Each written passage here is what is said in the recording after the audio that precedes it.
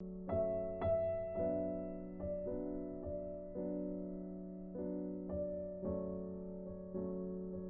वालेकुम, मेरा नाम डॉक्टर वकास है और मैं एक चाइल्ड स्पेशलिस्ट हूँ। मैं as assistant professor Ghurki trust teaching hospital में पिछले 4 सालों से अपने फ़राइज़ सर अंजाम दे रहा हूँ।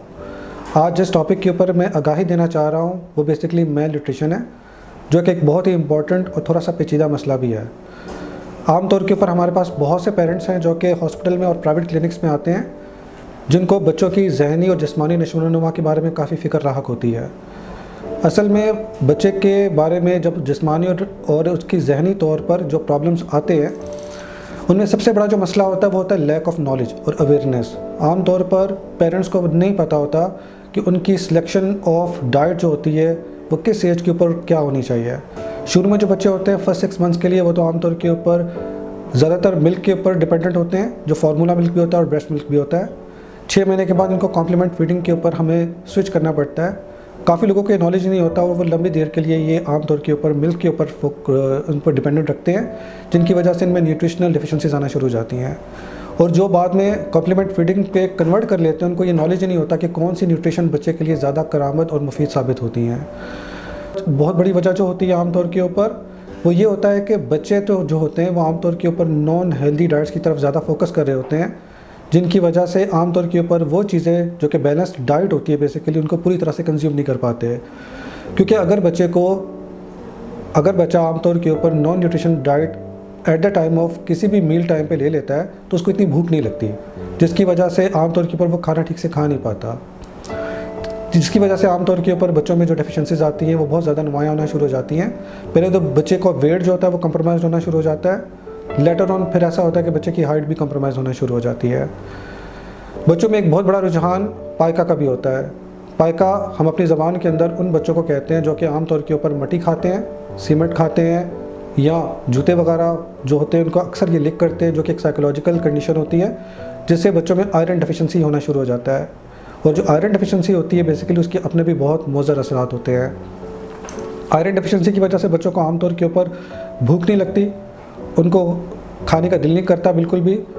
जो भी खाना उनके सामने रख दिया जाता है उनको मिर्चें लगती हैं बहुत ज़्यादा उनसे। ये बहुत सी वजूहत ऐसी है जो कि ना खाने में आमतौर के ऊपर रोल प्ले कर रही होती हैं। अब होता ये है कि अगर बच्चा आमतौर के ऊपर बैलेंस डाइट नहीं ले रहा तो उसके क्या इफ़ेक्ट होते हैं बॉडी के ऊपर। हमारी डाइट के अंदर आमतौर के ऊपर जो बैलेंस डाइट होती है उसमें ना सिर्फ कार्बोहाइड्रेट, प्रोटीन्स और फैट्स होते हैं, बल्कि उसमें बहुत तरह के मिनरल्स और वाइटामिन और ट्रेस एलिमेंट्स भी होते हैं जो कि बच्चों की नशोनुमा के लिए बहुत ज़्यादा ज़रूरी होते हैं। अब होता यह है कि जब वो डाइट ठीक तरह से कंज्यूम नहीं कर पा रहा तो इसमें प्रॉब्लम ये होता है कि आमतौर के ऊपर ये सारी की सारी डेफिशिएंसीज उसमें आना शुरू हो जाती हैं। अब होता यह है कि अगर बच्चा आमतौर के ऊपर ठीक से खा नहीं पा रहा तो हमें इन तमाम डेफिशिएंसीज को रिप्लीट करना पड़ता है, रिप्लेस करना पड़ता है। इसके लिए हमारे पास बहुत सी ऐसी सप्लीमेंटेशंस होती हैं जो कि हम बच्चों को आपको प्रिस्क्राइब करते हैं और उनको हम फोकस करवाते हैं इस चीज़ के ऊपर खाने के लिए। अब आमतौर पर इसका सोल्यूशन क्या होता है, जो प्रॉब्लम्स आ रहे हैं मेल न्यूट्रिशन जो कि लैक ऑफ नॉलेज की वजह से है, जो कि सिलेक्शन ऑफ डाइट जो कि ठीक से नहीं पता उनको उसकी वजह से है, या पाइका की हिस्ट्री आ जाती है, या at the time of meal non healthy diets को ज़्यादा प्रेफर करते हैं बच्चे। इनका सबसे अच्छा सोल्यूशन ये होता है कि आम तौर के ऊपर खाने की जो प्रेजेंटेशन होती है वो बहुत अच्छी होनी चाहिए, जो कि बच्चों को पसंद आ जाती है। दूसरे नंबर के ऊपर हमें बच्चों को डांट डपट करके, ज़बरदस्ती करके और ज़दोकोब करके खिलाने की कोशिश नहीं करनी चाहिए, जिससे आमतौर के ऊपर ये प्रॉब्लम होता है कि उनमें एक रिबेलियन सा रिस्पॉन्स आ जाता है जो कि बच्चे बिल्कुल नहीं खाते बाद में। आमतौर के ऊपर बच्चों को खेलते कूदते खिलाना ज़्यादा मुफीद होता है, क्योंकि इसमें बच्चे आमतौर के ऊपर डिस्ट्रक्शन ऑफ माइंड के साथ कुछ खाना पीना शुरू कर भी देते हैं। बट ऐसा है कि अगर आप बच्चों को ज़बरदस्ती अपने पास बिठा के रख के फोकस करेंगे तो उसमें आमतौर के ऊपर बच्चा जो होगा वो इतना इंटरेस्ट शो नहीं करेगा। आप लोगों ने खाने का कुछ टाइम होता है और टाइम टेबल होता है, उसको सिलेक्ट करना होता है, और खाने के टाइम पे सब बैठ के जब मिल के खा रहे होंगे तो उससे उस बच्चे के अंदर भी पॉजिटिव रीइंफोर्समेंट होती है। इसके अलावा हौसला अफजाई सबसे बड़ा फैक्टर होता है इन बच्चों के अंदर।